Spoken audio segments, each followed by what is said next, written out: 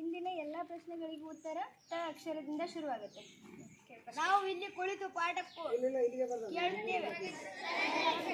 ಇದು ಇದು ಮಾಡಿದ್ರೆ ಶಿಕ್ಷೆ ಆಗುತ್ತದೆ. ಹೆಣ್ಣು ಮಕ್ಕಳ ಮದುವೆ ಆದ್ಮೇಲೆ ಇದನ್ನು ಬಿಟ್ಟು ಬರುತ್ತಾರೆ.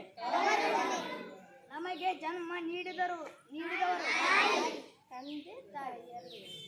ಇದು ವೀಣೆ ಅಥವಾ ಗಿಟಾರಿನಲ್ಲಿರುತ್ತದೆ. ಸಾಂಬಾರು ಮಾಡಲು ಇದು ಅವಶ್ಯಕ. ತಂಪಾದ ಗಾಳಿ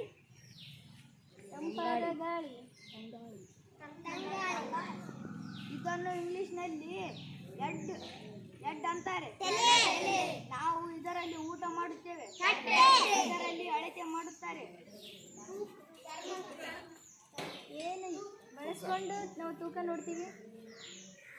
ಅಂಗಡಿ ಒಳಗೆ ಏನು ಬಳಸ್ತಾರೆ? ಇದನ್ನು ಊಟ ಆದ್ಮೇಲೆ ಕೊಡ್ತಾರೆ. ಈಗಲೇ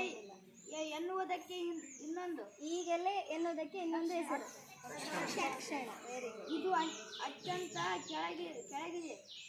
ಅತ್ಯಂತ ಕೆಳಗಿದೆ ಅಥವಾ ಅತ್ಯಂತ ಕೆಳಭಾಗ.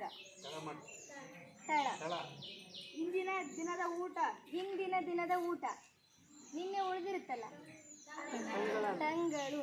ಅಣ್ಣನ ನಂತರ ಜನಿಸಿದವಳು. Very good.